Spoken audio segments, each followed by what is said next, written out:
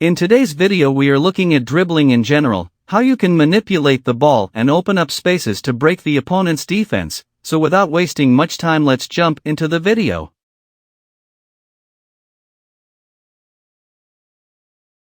Dribbling is an art and it needs some instinctive creativity, but there's some basic knowledge which you need to understand in order for you to become better at dribbling. Not just dribbling, but the way you create chances inside the opponent's box. We have two dribbling logic which you use according to the situation and what's needed.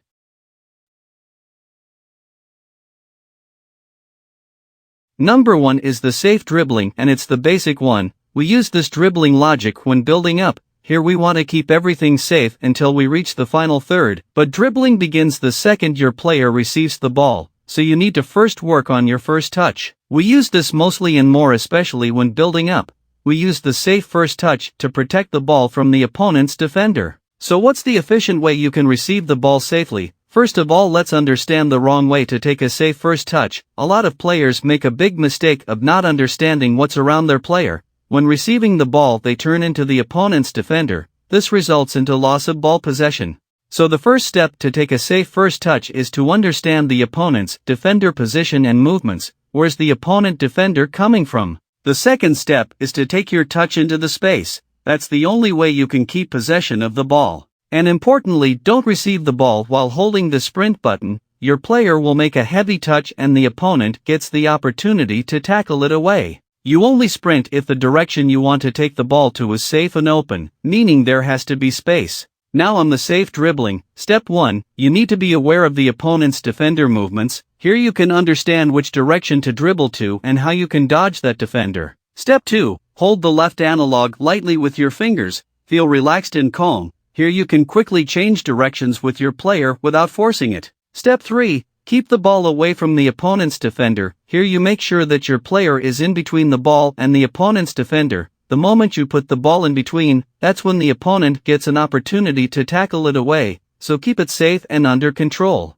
Step 4, dribble into the space. Like controlling the ball into the space, dribbling is also similar to that. Always try and look for openings and drive your player into that zone. The last step and number 5, understand your player's dribbling strengths. Don't expect defenders to dribble with control and balance like wingers. Understand your player's dribbling rating and avoid using the wrong player in a dribbling scenario which may lead you into trouble.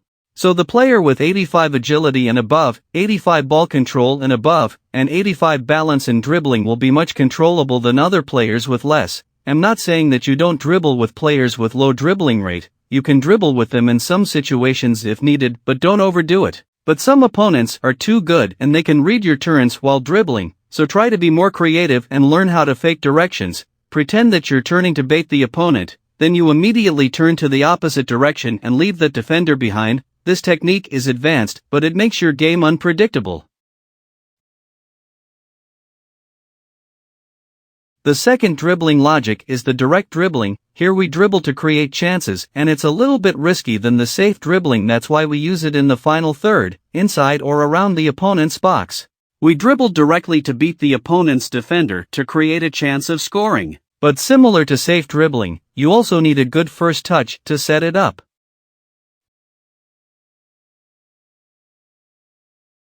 Here we most of the times try to take a risky direct first touch. This touch is to set your player into a position where you can cause danger to the opponent. So how can you take a first touch? You need to understand the opponent's defender positioning and movements. Then you need to also be aware of the space to drive to. Then importantly, you need to take the first touch to a position where your player keeps the ball safe away from the opponent's defender, and it also has to be direct towards the opponent's goal.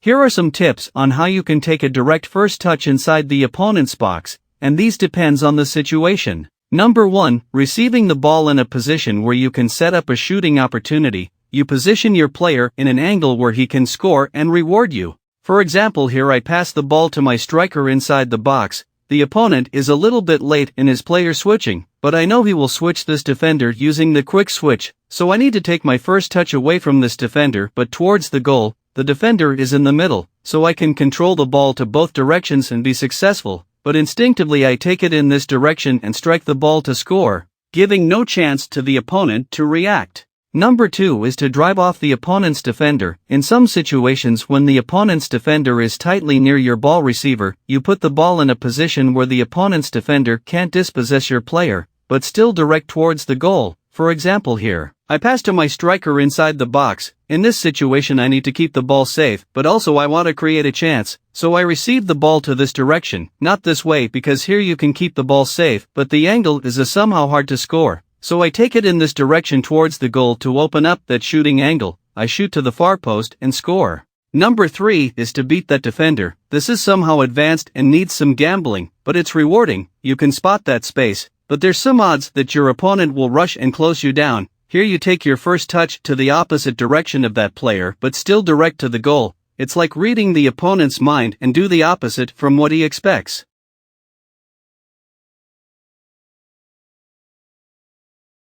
After understanding how to take the direct first touch, then you can dribble directly and break the opponent's defense. So how can you dribble directly? First of all, you need to move your player in a way that he moves naturally. This enables that player to move smoothly and change directions quickly. And also he has to move in a way that he can protect the ball but still towards the opponent's goal. And that's moving your player in a diagonally way. It's not by rule, but that's how I figured it out and it works for me. Move your player in a diagonal position, he will be open to shooting angles and he can change directions very easily. But that's not enough to beat the opponent's defender. You need to plan your moves and bait the opponent. You need to make a move that tricks your opponent to follow your player in any direction, then you immediately turn and exploit the space. This works best especially opponents who overreact, or the opponents who tend to just follow your player to every direction. They react to any change of direction, so you bait them and they follow. Then turn away and move towards the space.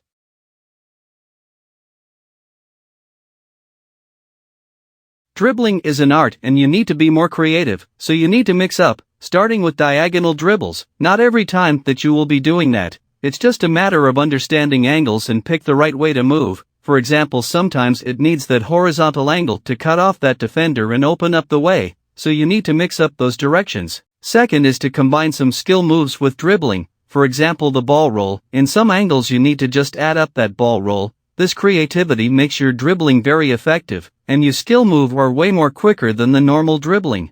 It's not by rule to dribble directly or take a direct first touch inside the box. You need to mix both of them according to the situation you're facing. Sometimes it will be needed to protect the ball and recycle it, or be direct and break that defense. We have some overpowered dribbling technique that you can use to play better and win more games. For example, the controlled sprint. We have a good guided tutorial about that. Check the link in the description. We also have a Spanish channel for our Spanish viewers. You check the link in the description and visit that channel. Just help us and subscribe. So that's it for today. Thanks for watching.